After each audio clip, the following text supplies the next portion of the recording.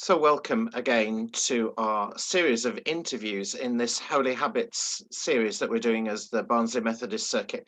We're in the third of the Holy Habits programme themes, and we're looking at the moment at the theme of serving and service.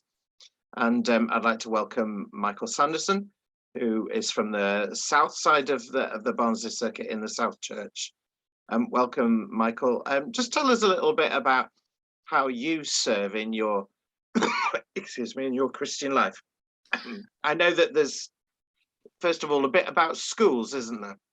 That's right, yes. Well, a bit is probably a massive understatement, I suppose. I've been a school governor now for, it seems almost unbelievable, half my life. Wow. And I got into it almost by accident, as one does sometimes, but found it was something that I liked doing. I thought was worthwhile, more than worthwhile. It's education is such an important thing.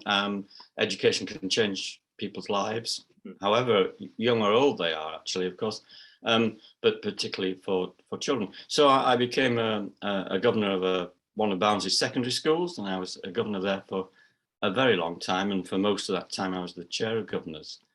And then I moved on. I suppose I'd been doing it for so long that I gained experience, and I was asked to get involved in some other Barnsley schools, and later on some Sheffield schools as well. And for me, it was and is important work. It's work that I find satisfying,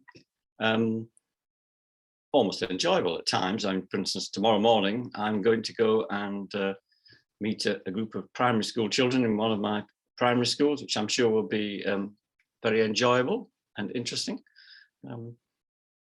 Governance, I think people have strange ideas about governance. I probably did myself when I started out. I don't think I really understood what it was about. And governance and education has changed enormously during the time that I've been a governor. I started before the famous Baker reforms, which some of our viewers might not even remember who Baker was and what he did. And then, of course, we've had academisation. So the whole landscape has changed enormously. And governance has changed. Tell people what a governor does then, in terms of your role. Okay, well, yeah, I mean, first thing to say, we don't run the school. The professionals run the school, and we pay them lots of money to do that. We are, a key part of our role is about setting ethos and values, the culture of a school or a group of schools. And we do that through our relationship with the leaders of the school. We are ultimately responsible. I ought to caveat this slightly. In academies, things can be subtly different. But in generally speaking, we're responsible for approving the curriculum. We don't draw it up, but approving it. Certainly making budgetary decisions. So it's a strategic role. That's the way it's usually described, strategic rather than operational, but the boundary between those is blurred. So a lot of the time is sitting in a committee room with a bunch of other governors and some senior leaders, which can look boring and a bit dull, but, well, I don't find it so. Well, not most of the time anyway. But it's helping the schools and helping the school leaders. I think it's really good for the school leaders to have to explain things to lay people, because we are lay people, most of us. I certainly am, in respect of the world of education. It's a general principle that in all sorts of professions, that for professionals to have to explain themselves to lay people is a really good thing. We can see that across all sorts of areas. So Yes, we sit around and have meetings and make decisions. We visit schools. I go and see things for ourselves. That's really important. You know, the pandemic has been really difficult. You know, I went for over a year without setting foot inside any of the schools any of the 5 schools I'm a governor of. That's not good, you know. You want to see things for yourself, get that feel by walking around, by meeting staff, by meeting pupils, talking to them. But yes, for me, I think the biggest thing is the culture, the ethos. And I personally couldn't be a governor in some schools where they have a culture and ethos that I just wouldn't sit comfortably with me. So as I say, there are a number of skills that you're using. I mean, there's things like financial skills, listening skills, asking pertinent questions kind of skills, setting a vision, Yeah. and a way of travel, as it were, and encouragement and support and of education and the staff and the children and everybody. So there's lots of different plays in the role of a governor, it seems to me. Is that right? It's right. It's often described as being a mixture of support and governance, support and challenge. Sorry, support and challenge, and sometimes perhaps it's easy for the support bit to become dominant and for the challenge not. Whereas actually, you know, you need the challenge. It's really important. We are ordinary people from the community, and schools belong to the community. Is my belief. They don't belong to somebody else. They belong to us. And I know certainly from my work as a school governor in the past, and chair of governors for a while as well, that you get embroiled in a lot of stuff. And I mean, there are days when you think, why am I doing this? But also many more days when you think, actually, you know what, we're making a real difference here, and that's a real encouragement. Absolutely. Oh yeah, absolutely. Yes, I mean, I think that's dead right. I recently had an experience where a long-running problem in one of my schools, and I won't go into the detail. I got so frustrated with it that I sent an email to a particularly senior person in the council, and literally within a couple of hours, the problem was solved. And I thought, do you know what? That's one of the best emails I've ever sent. It shouldn't have needed me to do that, but yes. I think it's important to say that there are aspects of being a governor that aren't particularly pleasant. You know, we get, as you will remember yourself, called on to sit on hearings, student discipline, staff discipline, even parental discipline. And there are a number of areas where there are difficult decisions to be made, like sometimes, you know, I've been responsible for making staff redundant. And someone has to make those hard decisions, and it's no good thinking, oh, I really don't like this, I don't want to do it. It has to be done, and I think to have good people to make those decisions and make sure they're made fairly and properly and with care and all that is so important. Good. Okay. I just want to move you on, because I know you're also involved locally in Hoyland, in a partnership. Just tell us a little bit about your volunteering there as well. Yeah. Something like 20 years ago, the council encouraged the creation of community partnerships across the borough. In fact, I think like all parts of the borough were covered by them. And a group of us in Hoyland, people who are community minded, set up one called the Forge Community Partnership. And it's had a varied life.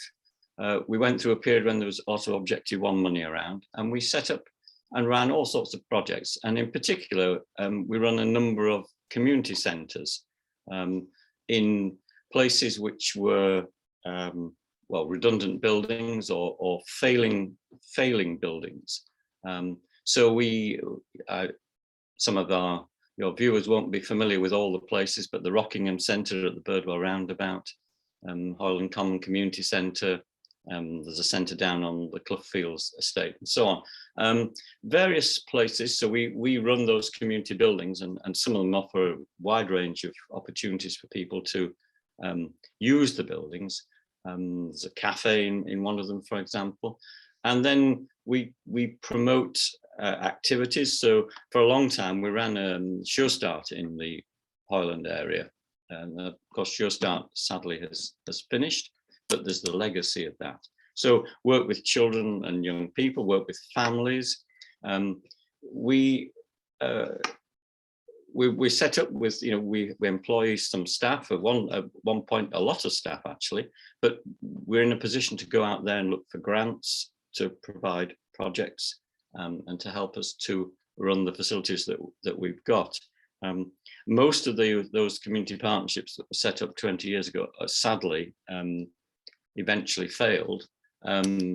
We were very fortunate, I think, in that we'd managed, because we had the Sure Start, we'd established quite a sizable organisation. And okay, it shrank a lot when Sure Start went, but it still carries on. And we have a base and a reputation which allows us to do all sorts of things. In a way,